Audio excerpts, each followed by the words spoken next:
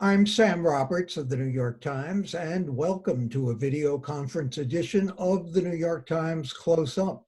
President Trump is using the daily coronavirus briefing as a political rally.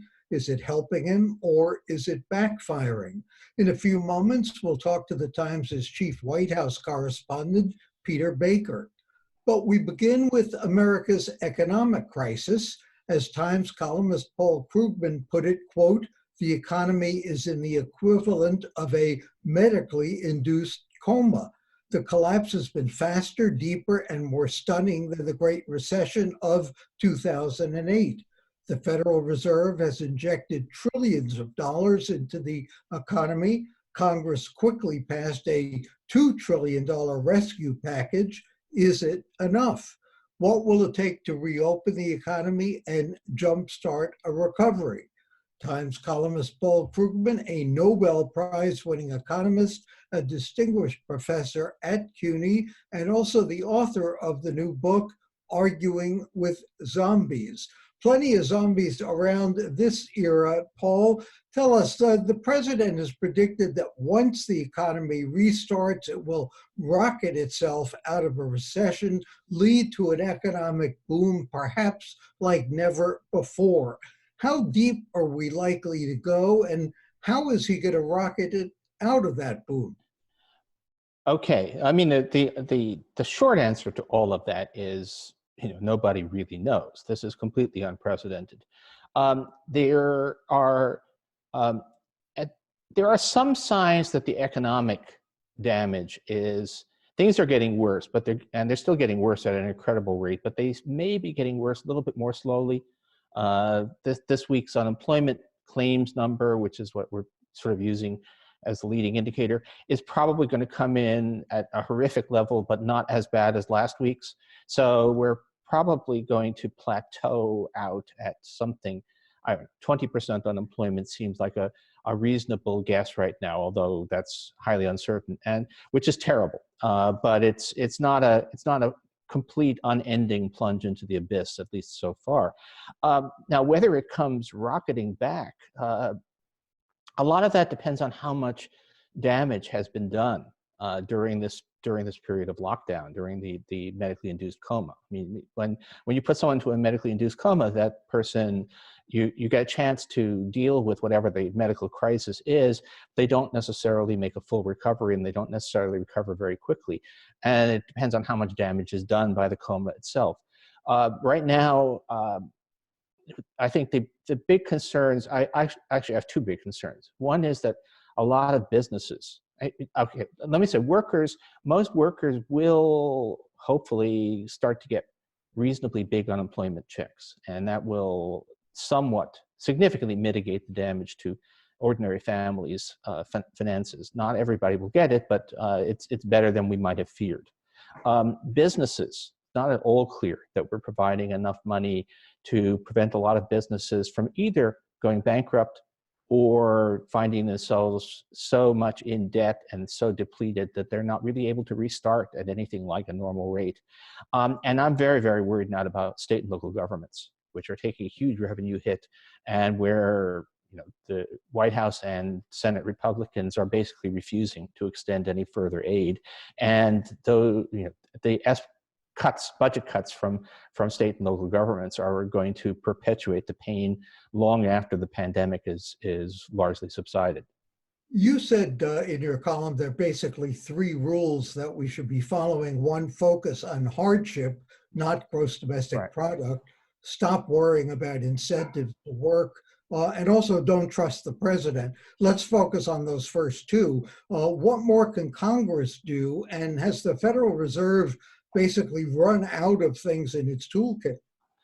The Federal Reserve, let me do that in reverse. The Federal Reserve has been one of the actors that has really taken this thing seriously. And they have bent the rules, not broken them, but they've pushed everything to the limit. And they've done an amazing amount. The Fed is not in the business of simply giving away money. That's just not in their legal remit. So they can't just be raining cash on people. But they're moving in to prevent financial fallout. I mean, they're buying junk bonds, which is never done before. And they found a loophole. They were only buying junk bonds of companies that were not considered junk bonds before the virus hit. So, so they're really going all out and have done a pretty good job. Not everywhere, but if you look at there was a brief period there when it really was looking like the financial disruptions of 2008, and it's not looking like that now. But the other stuff, the unemployment benefits are better than one might have feared, but the money isn't really flowing yet because it's being run through state unemployment offices, which are hopelessly unsuited, don't have enough capacity to deal with this volume of claims. So that's going to be a problem. The small business lending is a lot of companies have applied where it's not clear how much money, if any, has flowed, and it's not clear how many are going to qualify, and that stuff is going to run out. The duration is way too short. I fear that the unemployment benefits also will run out before this is over with, and then the we're facing a fiscal catastrophe. State and local governments, also hospitals, also the post office, all of which is being unaddressed. So we're not doing enough. We're missing some really critical parts of the disaster relief. So I'd like to ask you two things then. How do we address the dilemma, the crisis, as you put it, facing state and local governments and hospitals? And how do we restart the private economy? How do we get those businesses going again? What would be the best way if Paul Krugman were in charge of the world? We should have, I mean, most of it is what we do right now. I mean, the best way to have a restart is to have a lot of relief now. It's much, much harder. If a business has gone under, then how you get restarted, I don't know that we have any good plan for doing that. But if we provide enough aid now, then many fewer businesses go under during this period of lockdown. And we try to make sure that the recovery, the businesses that are able to restart don't find that their sales are being crimped because 3 million school teachers have been laid off because of a fiscal crisis at the state and local level. So it's partly about actually, we have huge yawning gaps in the relief program right now, and we have the things are being set up so as to put a big crimp in the future. But it's not actually hard. We know pretty much how to do this. The trouble is that a substantial part of our, we have a blocking coalition against filling the gaps in what we're now doing. Why does the stock market seem to be almost oblivious to what's going on with the economy? Well, two things. Well, the stock market is not the economy. As Paul Samuelson famously said, the stock market has predicted 9 of the last 5 recessions. It's not a very good indicator, and it's extremely volatile. It's manic depressive.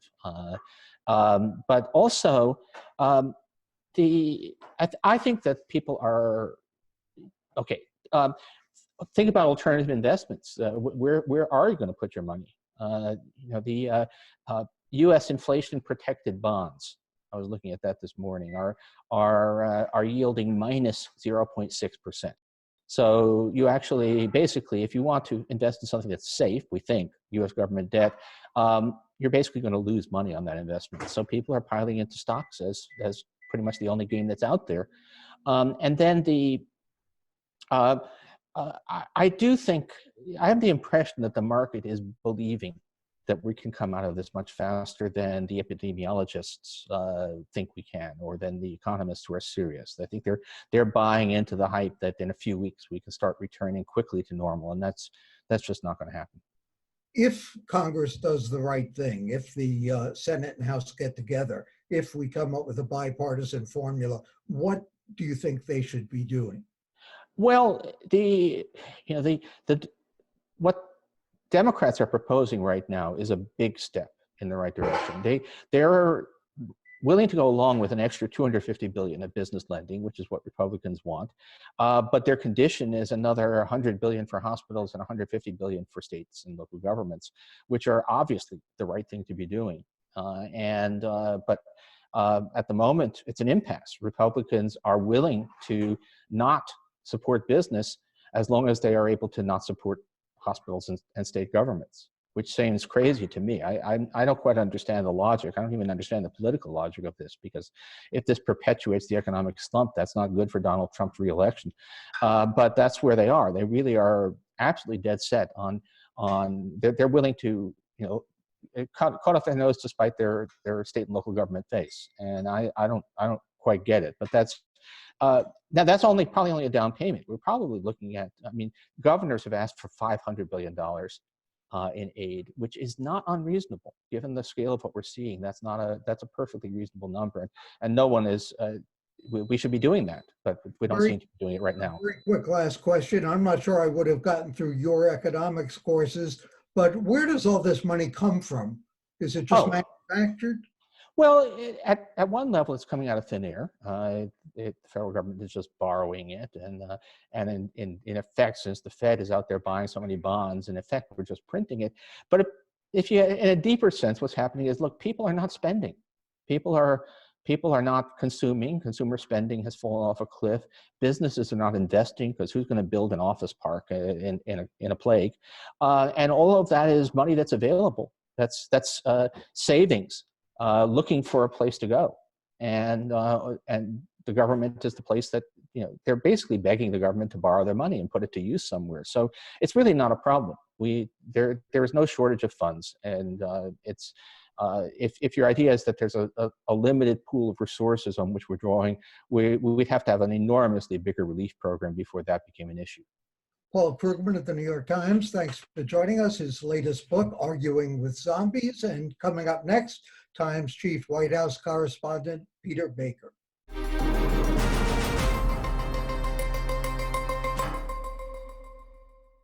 The coronavirus pandemic put a stop to the rallies that Donald Trump loves. Now he's in the briefing room every day, holding long sessions that include plenty of misinformation, self-congratulation, and media bashing. At first, the president's approval ratings on handling the pandemic rose, but the latest ABC Ipsos poll said 55% disapprove. So with his re-election riding on his handling of the pandemic, have the briefings started to backfire? Peter Baker is the chief White House correspondent for the New York Times. Peter, you wrote that this is one enemy the president can't tweet away. What's doing with the briefings, and what impact are they having on the president's popularity and his favorability? Well, of course, we know the president loves a good show. He is, in fact, a reality show veteran. And these briefings have become basically his way of dominating the conversation, because he can't have the rallies, as you said, because he can't give speeches or travel around the country. His substitute has been to come to the briefing room now, or the Rose Garden sometimes, and give us his view for an hour and a half, sometimes 2 hours, even more than 2 hours. Yesterday's, I think, or the day before, was a new record for his presidency. It does have, mixed effects among people who like him. They have given him good reviews, but you hear from a number of Republicans even that they're worried that the briefings have gone too far, that he ought to let the experts talk a little bit more, and that he ought to make them less about himself or less about his political feuds with the media or with governors or what have you, and stick to more of a, medical and public health kind of message. But I think he's having a good time. I think it's what, it energizes him and animates him. He would do it even longer each day if he had the chance. He says everything we did was right.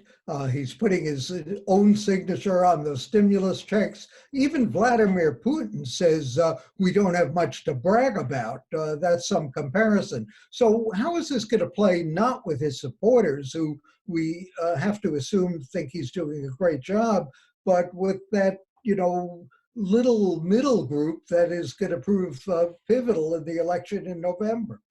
Yeah, that's the real question, right? I mean, right now, as you said, his poll numbers had gone up a little bit with the, advent of the crisis, sort of rally around the leader kind of effect we've seen with other presidents in the past, not as much as we've seen with other presidents, but that's begun to sink back down to normal. And what you're seeing right now is the numbers are right around where they've been for most of his presidency, which means that people, about 46%, I think in the most recent poll I saw, support him and approve of his performance, which is right around where it's been really since the beginning, which suggests that people really are seeing this through the lens that they have seen Donald Trump throughout his presidency. Now, whether that will change by the fall, I don't know.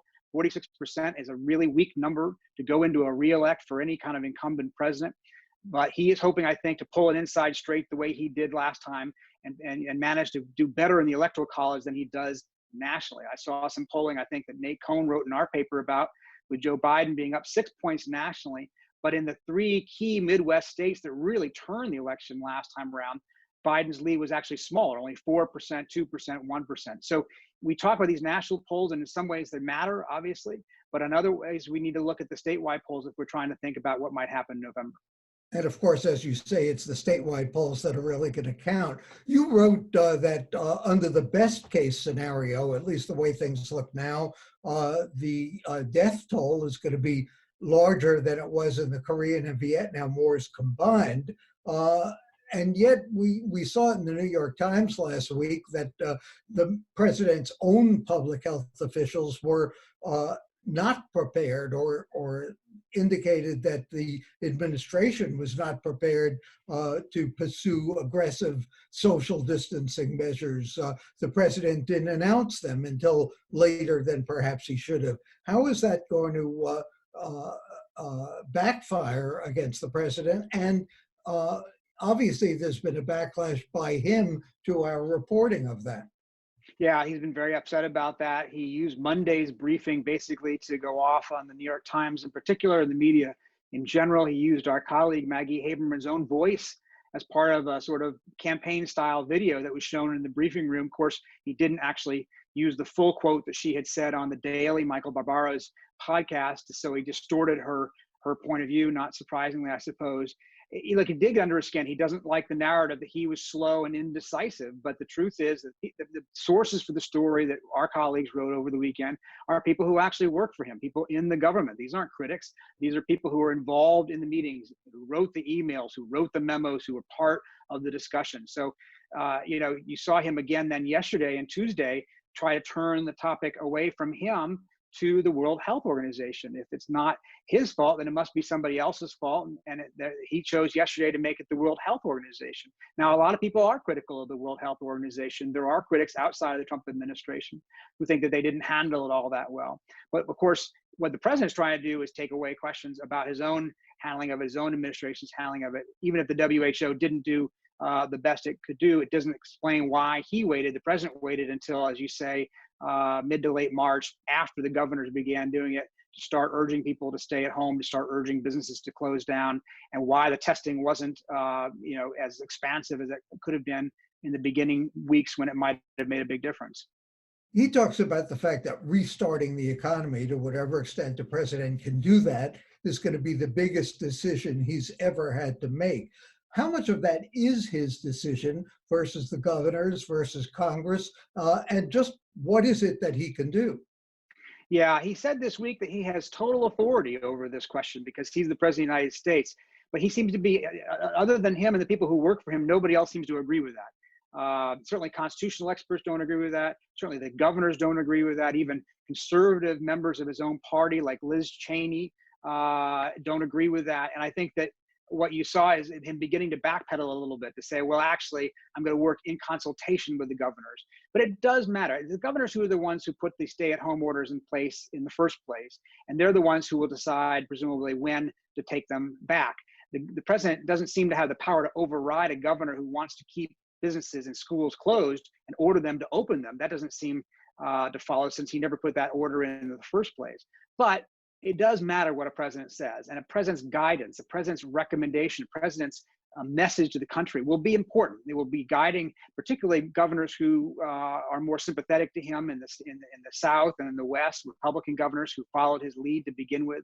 Businesses might follow his lead. So even if he doesn't have the constitutional authority to reopen the country, what he chooses to say about when we should reopen and how we should reopen is important, is influential, because it will set the tone for a lot of people in the country. Peter, is he leading Congress, or is Congress leading him in terms of a economic recovery package? Yeah, it's a great question. We're kind of at a stalemate right now. They passed, of course, $2.2 trillion worth of relief a week or so ago, largest in the history of the country, massive spending. A lot of that money is going to go out to individual taxpayers. A lot of it is already going out to businesses. But they found pretty quickly that it's not enough for the small businesses and some of the larger businesses that have been affected by this. And they're trying to replenish that money. But that's stuck in a partisan logjam between the Republican Senator Mitch McConnell, who leads in the Senate, Nancy Pelosi, the Democrat, who leads the Speaker in the House, and right now I don't see any movement on that regard. The president doesn't seem to be involved directly. He's leaving it to Steve Mnuchin, his Treasury Secretary, to negotiate. But it looks like we're far away from a compromise at this point. Ideology seems to be taking a little bit of a back seat here when we're dealing with larger issues like states' rights, when we're dealing with small business, when we're dealing with budget deficits. Do those issues matter anymore in terms of party alignment?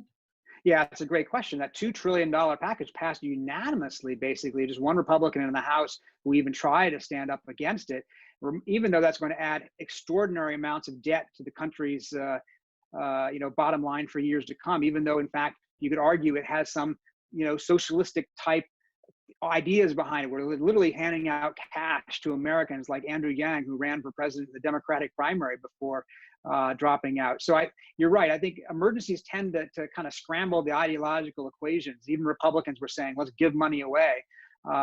And even Democrats were willing to give money to businesses. They just wanted some checks on it, some oversight on it. So, it reminds me of 10 years ago, Sam, you remember this very well, of course, during the financial crisis. You saw George W. Bush, a conservative Republican, say, let's spend $700 billion to intervene in the economy, something that goes against the idea of, the more capitalistic philosophy that he brought to it. And he said, look, when it comes down to it, if this is going to be another Great Depression, I'd rather be FDR than Hoover. So, in these kinds of moments of crisis, I think that some of the more, firm ideology goes out the window in favor of what people think might work. Peter, speaking of going out the window, we started this year in a very different mindset. We weren't sure by any means that Joe Biden was going to be a Democratic nominee. We had no idea that the entire country, in fact, the world, was going to face an economic shutdown. It looked like perhaps a 50-50 chance of Donald Trump getting reelected, and the Trump campaign was looking at that reelection race in a very different way. How do they see it now from the White House? Yeah, I mean, everything has been thrown out the window when it comes to the campaign plan. I think the Donald Trump campaign plan was run against socialism, right? And brag about the economy. And both of those things have now become much more complicated, right? The economy, of course, is cratering. 17 million people have been put out of work. Millions more probably are likely to be in the weeks and months to come. We've seen, obviously, as you pointed out just a few minutes ago, the Republicans embracing at least some form of socialism in the sense of this $2 trillion relief package. So that's a little harder to make that argument about. And really, this election, the White House understands, is now going to come down to the coronavirus. It's going to come down to how this president handles it, whether or not the country decides that he did the best he could and he made things better, or whether, in fact, the country decides that he bumbled it and many people died as a result. And you saw him play this really interesting expectation argument that he's been doing the last few days. His argument is basically, look, under the worst case scenario, they said 2 million people will die. If it turns out only to be 60 or 70,000, which is what people are now estimating, that means I did a good job. That's the argument, in effect, he's making. That's a hard argument to make. 60,000 people is a lot of people. Let's hope it doesn't even turn out to be that high. But if he can convince people that he made things better, and if the economy by the fall begins to start heading back up at least somewhat, even if it hasn't recovered, if the trajectory is upward bounds, the White House thinks they have a decent chance. But we'll see. We'll see right now. I've heard some people who work for President Trump say that, that they worry that the election is now out of reach. It really is a jump ball. It depends on where we're at in September. Are we locked in our homes? Are we back at work? Do we feel like the virus has been defeated? Are we having a second wave? All these things will determine what we think in November. As you said, it may not be out of reach, but it's certainly out of tweet. Quick last question. What is the president's mood when he faces a situation like this, a crisis that may be beyond anyone's control? Yeah, the thing that made the president's strongest political assets are when he's in a fight, right? He is at his most confident, he is at his most effective, arguably, when he has an enemy, an opponent, whether it be Nancy Pelosi or Hillary Clinton or even fellow Republicans. He likes to, pick a fight. And so you see him do that at these briefings. Even when a reporter just asks a basic question like, "Mr. President, when are we going to see the testing?" He starts, going off on them. "Nasty question, you're fake," because he needs and wants an enemy, a foil, somebody to play off of.